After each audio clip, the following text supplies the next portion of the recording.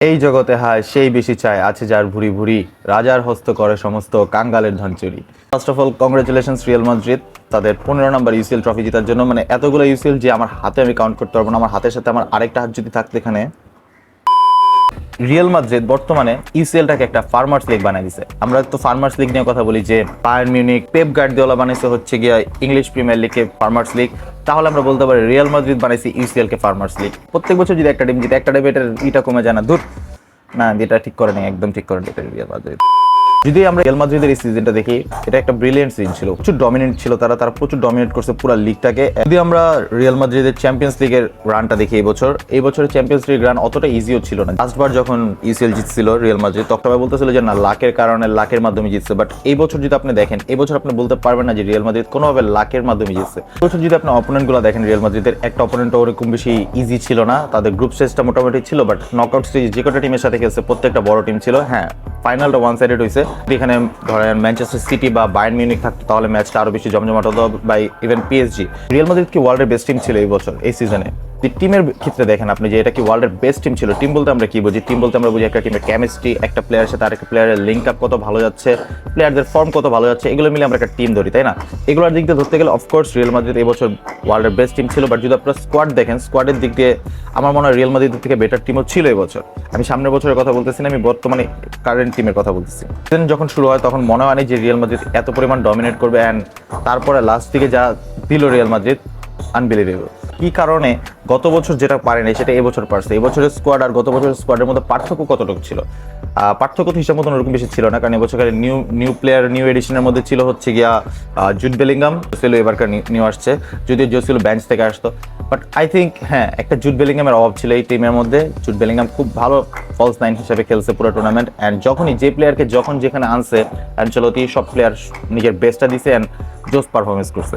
এবার আমরা আসি হচ্ছে গিয়া the main man, the number 7 of Real Madrid, Vinicius জুনিয়রকে নিয়ে। ভিনিসিয়াস জুনিয়র কোর্স সবার কাছে অনেক হেট পায় তার বিভিন্ন কাজকর্মের জন্য, but as a player wonderful. আমার ওনারা কেউ বলতে পারবে যে প্লেয়ার হিসাবে ভালো প্লেয়ার না ভিনিসিয়াস জুনিয়র, এটা না।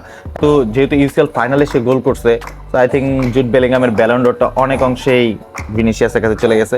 হ্যাঁ, এটা এখন পর্যন্ত শেষ হয়ে যায়নি, একদম আপনি বলে দিতে পারবেন না যে ব্যালন ড'র একদম পুরোপুরি ভিনিসিয়াসের কাছে চলে গেছে, কারণ এখন ইউরোপ অ্যান্ড কোপা আমেরিকা বাকি আছে। যদি ভিনিসিয়াস কোপা আমেরিকাতে খুব ভালো পারফরমেন্স করে অ্যান্ড তারা যদি ফাইনাল বা সেমিফাইনাল বা ফাইনাল খেলুক অ্যান্ড মোটামুটি ভালো পারফরমেন্স দেখ, ডান। অ্যান্ড সেম ক্ষেত্রে আমি বলবো জুড বেলিংহামের ক্ষেত্রে, যে জুড বেলিংহাম যদি ইংল্যান্ডকে নিয়ে ফাইনাল খেলে ইউরোসের বা ইউরো জিতে যায়, Jude Bellingham without a doubt Ballon d'Or জিতে যাবে।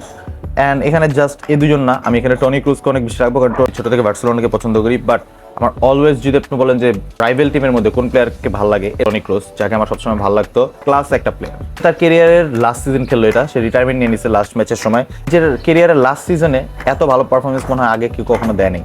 কারণ সাধারণত প্লেয়াররা কি করে, এবার আপনি যত বড় প্লেয়ার, আপনি মেসি হন, রোনালদো হন, আপনার প্রাইম শেষ হয়ে যাওয়ার পর আপনি এখন টানতেছেন কেরিয়ারটা। ফুটবলার এটা করে যে কেরিয়ারের শেষ দিকে ইউরোপের বাইরে যায় বা বিভিন্ন জায়গায় যাওয়ার পর কেরিয়ারটাকে একটু লং করে টানতে থাকে।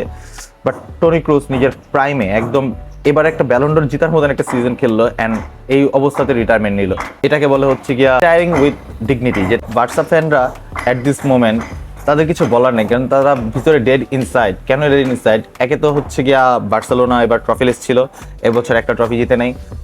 বার্সেলোনার ফাইন্যান্সিয়াল অবস্থা খারাপ, জাভি স্যাক্ট, অ্যান্ড নতুন ম্যানেজার আসতেছে, এটা সেটা অনেক একটা বাজে একটা সিচুয়েশন আছে ক্লাবটার মধ্যে। আর এইদিকে তাদের যে সবচেয়ে বড় রাইভেল, যে রাইভেলের সাথে তারা একদম পাল্লায় টক্কর দিচ্ছে একটা সময়, তারা তাদের 15 নম্বর ইউসিএল জিতে গেল, অ্যান্ড বার্সা স্টিল ওখানে আটকে আছে। এবং বার্সার থেকে 10টা ইউসিএল এর গ্যাপ তাদের মাঝখানে। বার্সেলোনার 5টা ইউসিএল, রিয়াল মাদ্রিদের 15টা ইউসিএল।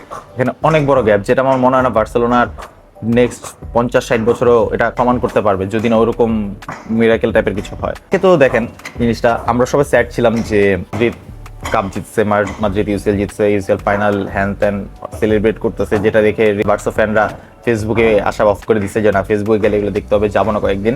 মাঝখানে ইউসিএল ফাইনালের পরের দিন কি অ্যানাউন্সমেন্ট আসে যে রিয়াল মাদ্রিদ জয়েন করতেছে কিলিয়ান এমবাপ্পে।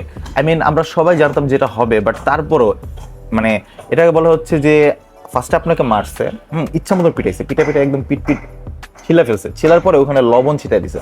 লবণ ছিটাতেছে হচ্ছে গিয়া যে কিলিয়ান এমবাপ্পে, এনরিক, এগুলা যখন আসবে নেক্সট সিজনে রিয়াল মাদ্রিদের কি হবে আমি জানি না, সেটা নিয়ে একটা ভিডিও বানাবো, আলাদা একটা ভিডিও, যে রিয়াল মাদ্রিদের নেক্সট সিজন আরো বেশি ইনসেন হতে যাচ্ছে।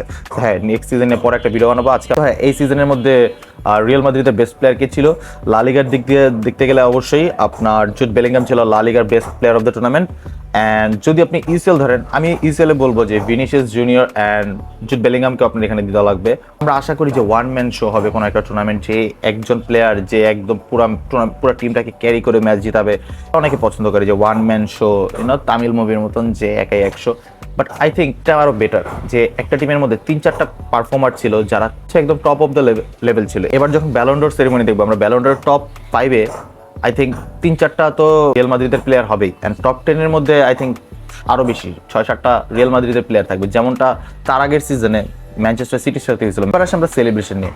আমার মনে হয় রিয়াল মাদ্রিদ অতটা বেশি এক্সাইটেড ছিল না, কারণ রিয়াল মাদ্রিদ মোটামুটি জানতো যে তারা এই ইউসিএলটা জিতে গেছে মোটামুটি। খালি রিয়াল মাদ্রিদ না, রিয়াল মাদ্রিদের ফ্যানরা বলেন বা যারা আছে হাইপ হতে পারেনি, কারণ হচ্ছে কি সবাই জানতো রিয়াল মাদ্রিদ জিতবে। বছর নেক্সট যদি আরো বলেন আপনি 5 বছর যদি রিয়াল মাদ্রিদ ইউসিএল না জিতে, রিয়াল মাদ্রিদের কিচ্ছু আসবে যাবে না। রিয়াল মাদ্রিদকে আরো যদি রিয়াল মাদ্রিদ আর 20 বছর ইউসিএল না জিতে, তারপর আমার মনে হয় কোনো ক্লাব আছে যে রিয়াল মাদ্রিদের সমানে আসতে পারবে। আমার মনে হয় রিয়াল মাদ্রিদের উচিত ইচ্ছা করে হাইরা যাওয়া নেক্সট 7-8টা সিজন।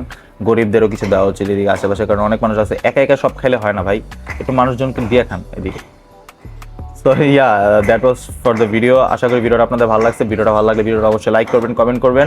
অ্যান্ড সামনে অফকোর্স ইউরোস আসতেছে, কোপা আমেরিকা আসতেছে, cricket T20 cricket world cup আসতেছে, এগুলো নিয়ে আমি অনেক বেশি ভিডিও বানাবো। সো অবশ্যই চ্যানেলটা সাবস্ক্রাইব করেন অ্যান্ড